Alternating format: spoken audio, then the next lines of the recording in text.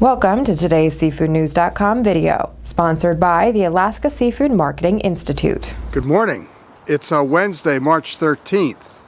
We want to do a final wrap-up of the Boston Seafood Show, which closed yesterday.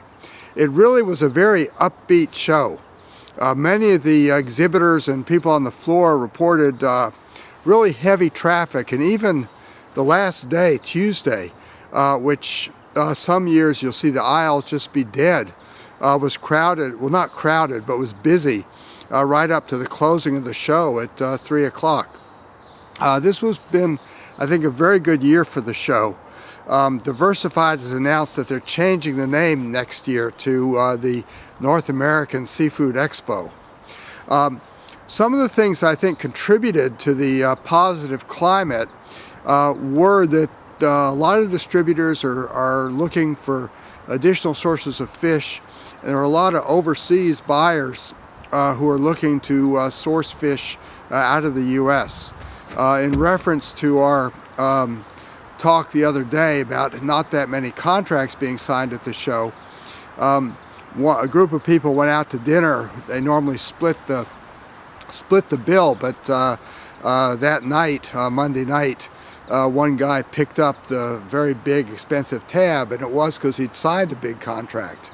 But that contract happened to be with a foreign distributor who's going to take his product outside of the U.S.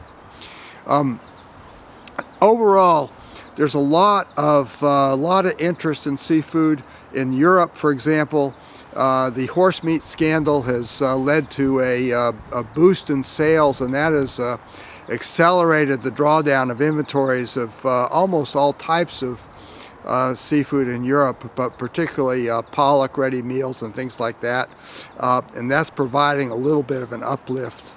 And there's just this growing interest in seafood in so many restaurant venues that even despite the problems with traffic and so forth, there's some really bright spots in the industry.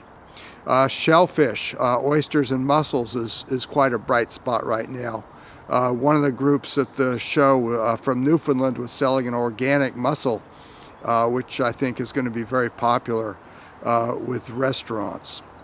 All in all, this show, I think, for me personally, is probably one of the best I've been to in years. And I think in general it ended on quite a high note. So for those of you who are just getting back or who didn't travel to Boston, the show was highly worthwhile this year. In Lexington, Mass., this is John Sackton. Today's SeafoodNews.com video was brought to you by the Alaska Seafood Marketing Institute. Alaska has been protecting wild and sustainable seafood for generations and adheres to the most recognized and internationally accepted set of guidelines written by the United Nations Food and Agriculture Organization. For recipes and additional information, visit wildalaskaflavor.com.